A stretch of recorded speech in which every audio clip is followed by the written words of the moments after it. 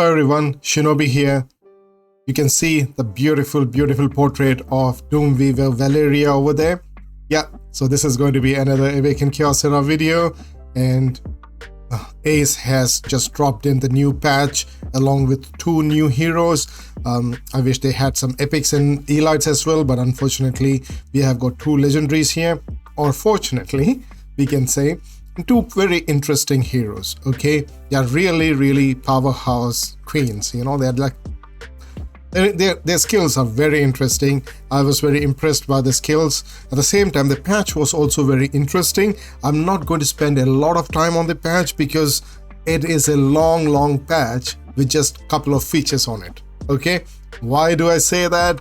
Because you do have new heroes. You got Afrani, Water Element, and Doomweaver Valeria, who is a dark hero.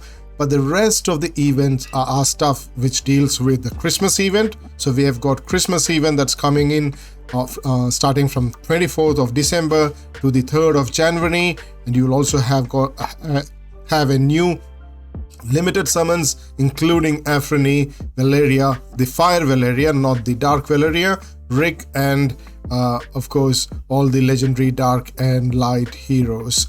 Okay, but what is important in this patch that came in through is that they have accelerated the battle speed. So in 1x speed and on 2x speed you're going to get more the battles are going to be faster. I haven't tested it how fast it's going to be, but it's going to be faster. And then you also have got an increase in limited summons, for dark and light heroes, which has increased from 1.1%, 0.1% to 0.2%. Not a radical change in the percentage. It's still going to be very difficult to get it, but that's not the point. The best of the thing is that they have buffed the damage multipliers of a huge number of heroes. Okay, a lot of heroes have got their damage multipliers updated, and they have now buffed it.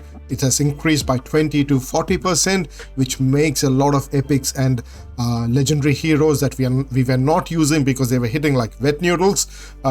Now they're going to hit a lot more harder. I do like the changes that they have made on Imogen, on Praise Druzag, on Borden. Like, they have increased the ultimate abilities damage on Borden from 200% to 240%. That's a huge damage multiplier. Okay, so it's going to hit, he's going to hit really hard now.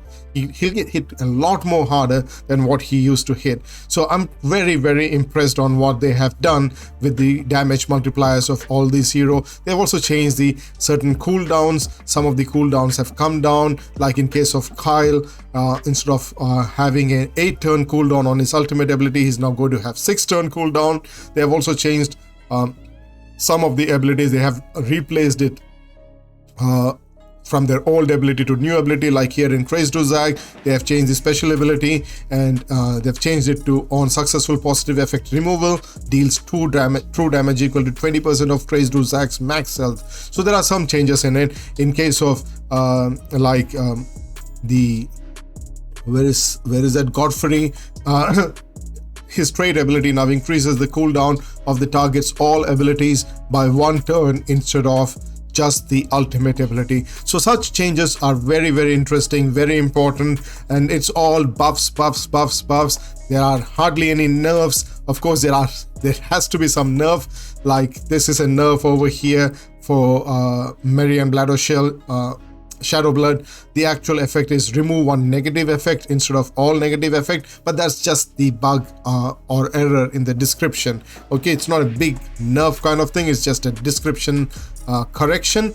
But there is also the nerf is only on Hitoshi's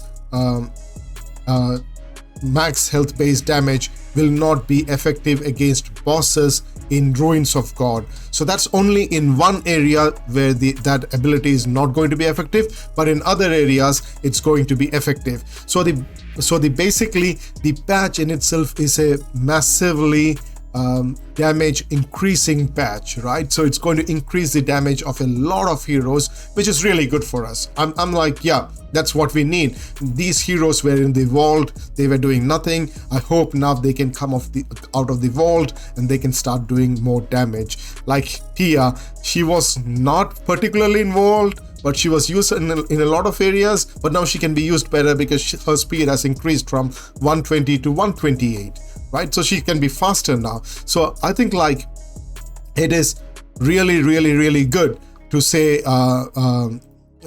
you know, like a really good thing that happens. Okay, so we also have got some information, like just a one-liner news. We got that Ralph is the next Matrix hero in January. So we will look at who Ralph is.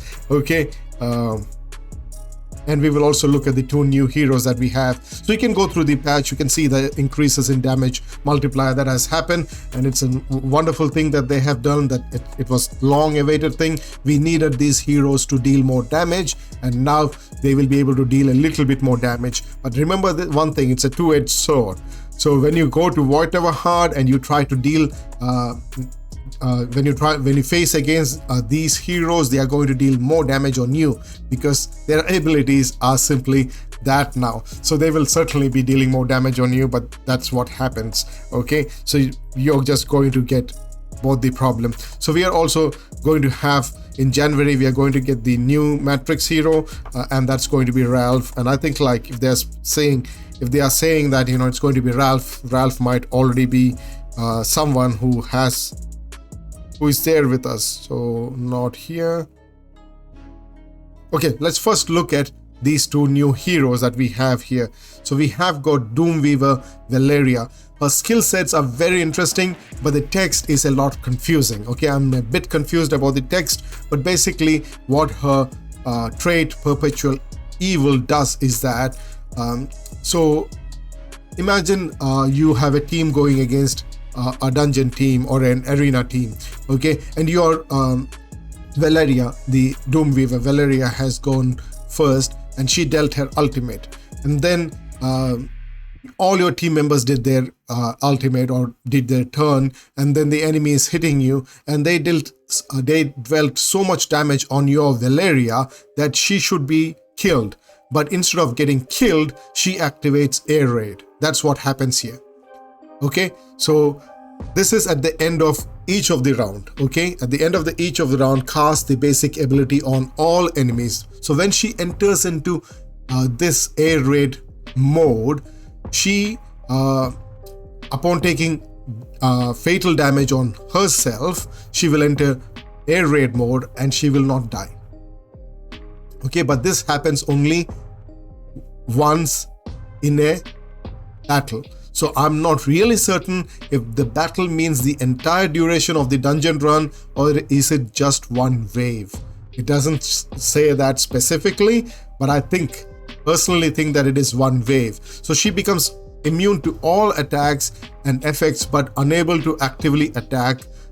But at the same time, at the end of the round, she casts her basic ability on all enemies. Okay, that's when she's not ascended.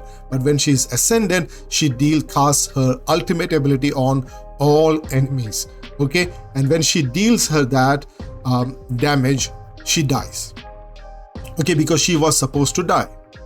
Right, so that's what happens in air raid. So even if she's healed, even if you do the revive, she will still die unless you stop your heal or your revive after she dies. Okay, so you can certainly revive her after she dies, but because she was supposed to die due to that fatal hit that she received, she will delay that death until the end of the round, when after she deals that damage on everybody. So that's what it means, the Perpetual Evil here means. So at the start of at the end of each round, she will cast her basic ability on everybody. That does not, what it means is that that will happen irrespective of whether she dies or not. I don't know. Does that mean that? I'm not sure. But from the first sentence, it means that she will be doing that irrespective of whether she dies or not. But she will enter into an air raid mode she will take, that is when she has been dealt with enough damage to kill her. Even if she has not cast any of her ability, she will be going into air raid mode, and at that point of time she will not be able to attack, she will not be taking any damage, she'll just be standing there. But at the end of the round, after everybody has taken their turn, she will deal damage to all enemy using her basic ability or ultimate ability, depending upon whether she's ascended or not. So that's her trait. It's a bit confusing, it's a bit different kind of a mechanic, but that's what I think it means. But I also think that she should be dealing this AoE damage on everybody at the end of the round, whether she's in air raid mode or not. But that's her trait. That's the first sentence on her trait. So she will be dealing that additional damage, which is really good, right? So if she's not dead, she's not on air raid mode, if she's able to deal an additional damage on everybody at the end of the round, that's really awesome. I would like that. Yeah.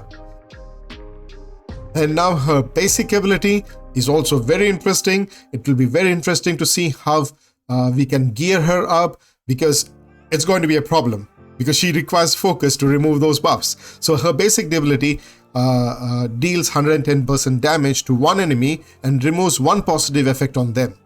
Okay, ignores 80% of the enemy defense if they have no positive effect after receiving damage. Now again, this is a confusing text. I'm not really certain what it means by after receiving damage, but I think like what they wanted to say was that if she was successful in removing that one positive effect using her basic ability, and after removing that one positive effect there are no other positive effects on that hero, then the damage dealt will be ignoring 80% of defense. That's what I think it means. Okay, but the text is very confusing. I'm not really certain what it actually means.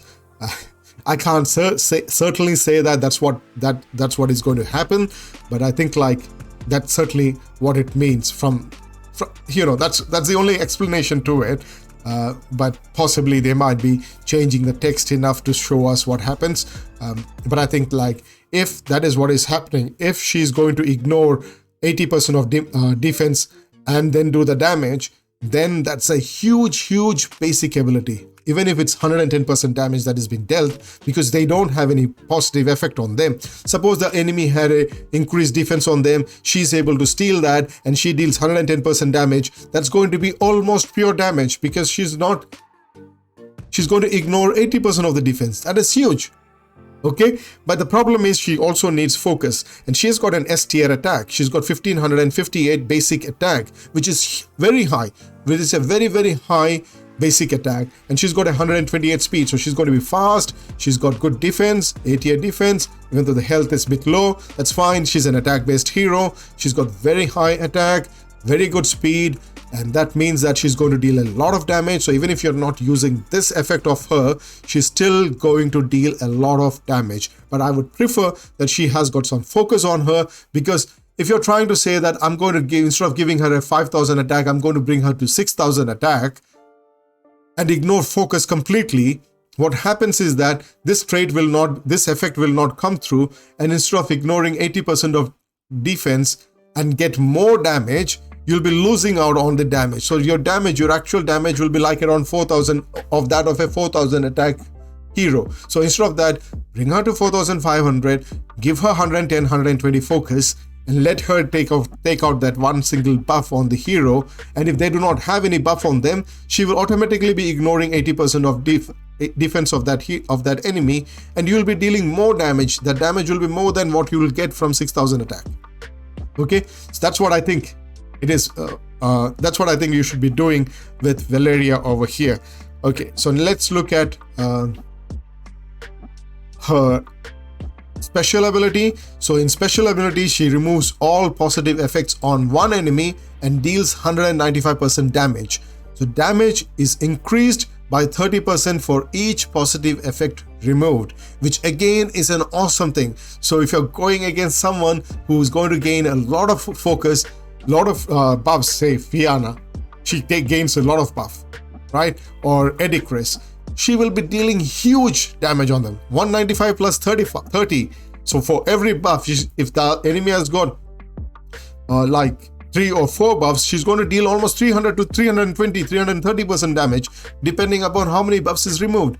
So ultimate again is a huge thing, but of course it doesn't have that ignore defensive capability over here, which would have been better, but instead of that they gave this buff, and that's possibly why it's at 195 instead of 200 or 220. But I think like even 195% damage is huge when you compare when you consider the ability that's been cast over here.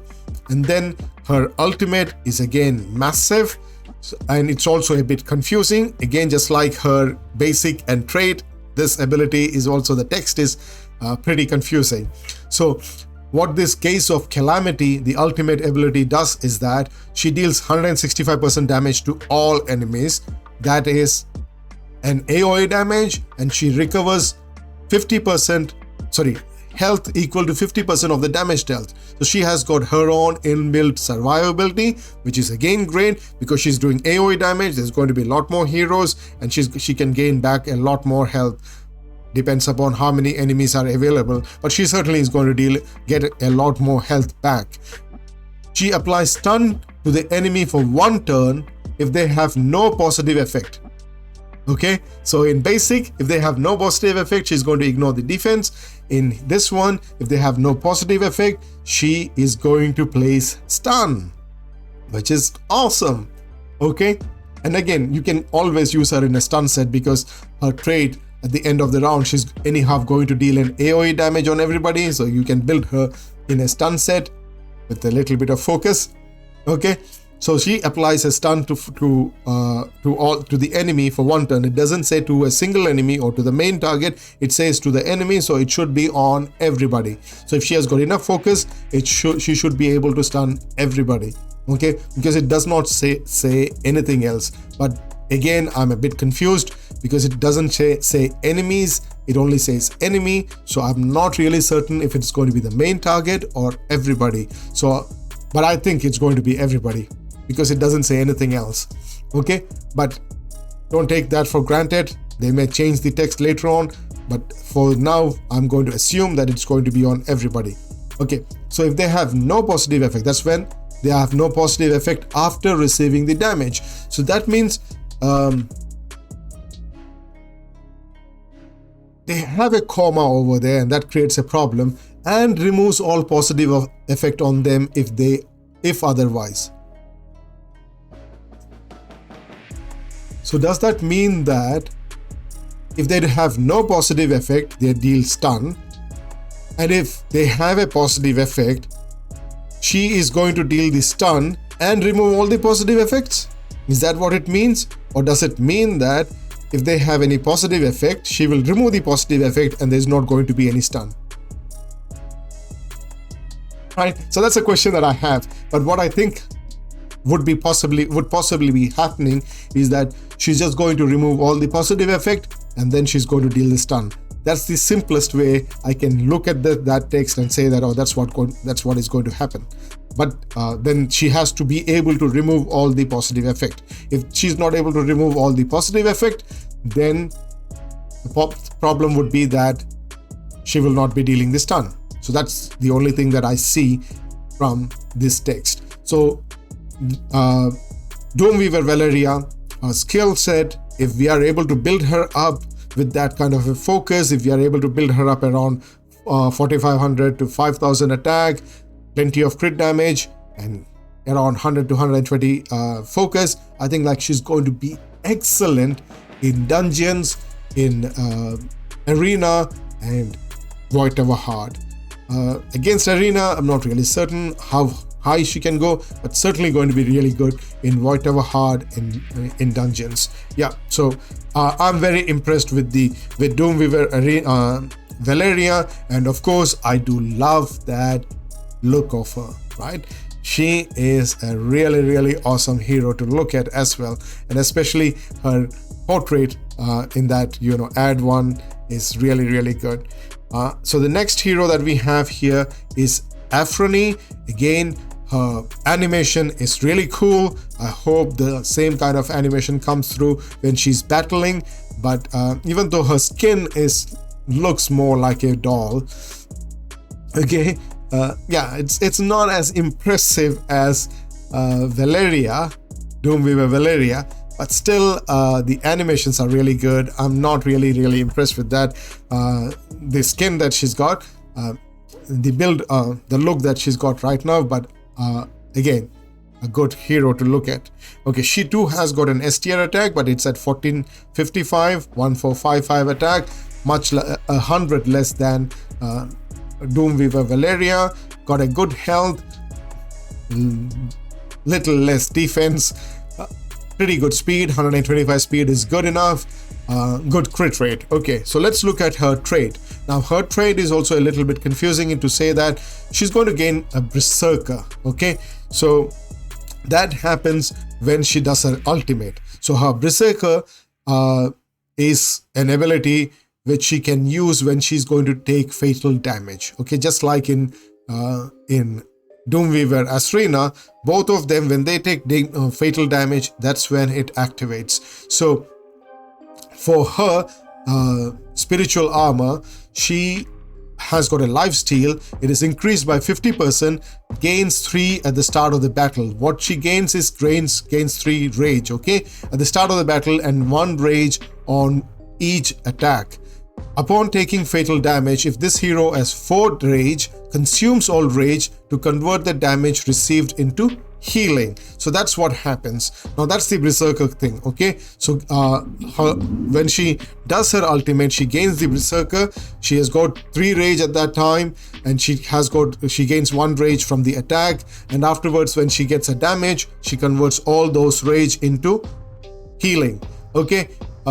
And when she's in a Berserker stage, she's able to she gains 1 rage at the start of the turn, and she activates the active attack scales with this hero's current health. State ends when the health drops below 20%. So let me quickly go to the ultimate. So in ultimate, you will see that she gains 2 rage, enters Berserker state, and deals 260% damage to 1 enemy. Also gains defense PS up for 3 turns. So when she enters into the battle, she starts with 3 rage, okay, and she gains 1 rage when she attacks. But if she's doing her ultimate, she's gaining 2 rage, okay, and enters into Berserker state. And when she's in Berserker states, she deals more damage based on her current health, whatever health she has at that point of time. So if she's at less than 20% health, she ends the Berserker stage. If she's more than 20% health, she's going to deal more damage. And in ultimate, she deals 260% damage to 1 enemy, and also gains defense PS for 3 turns. So I don't know if she's going to gain defense PS before she attacks, or she gets that defense PS after she attacks. But I think like it's going to be after she attacks. This is like the Psychic Blast is in 4-turn cooldown. So obviously the 3-turn cooldown on it means that every time she's doing ultimate, she's not going to have defense PS on her. Okay, so I hope you are able to understand what Berserker does and when she's going to have that trait come into effect. But in any case, she's going to get a lot of rage because she's anyhow going to get 1 rage at the start of every turn. Okay, so when she's in Berserker stage, so anyhow, as soon as she does the ultimate, she's going to be in Berserker stage, and she's also going to get 1 rage, and she's going to start with 3 rage. So that means that she will be able to heal herself up pretty soon. Okay, so at that stage, her trait has got 50% increase in lifesteal as well. So quite a lot of things. Okay, so her basic, it deals 130% damage to 1 enemy. She's a single target hero. I should have mentioned that here also.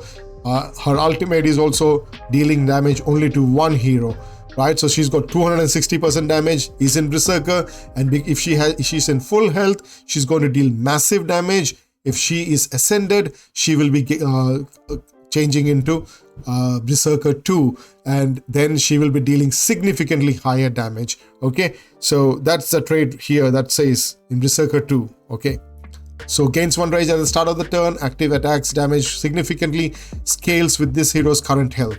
Okay, in when she's ascended, the Berserker state is replaced with Berserker 2. Okay, so that's what happens when she's going to be ascended. So her basic, she deals 130% damage to one enemy, applies attack down for 2 turns. I'm not going to give her a lot of focus to do this one single debuff. I'm going to simply ignore this debuff. It's not so important on an attack based hero. You're just going to give her a lot of attack, a lot of crit damage, as much speed as possible, ignore focus.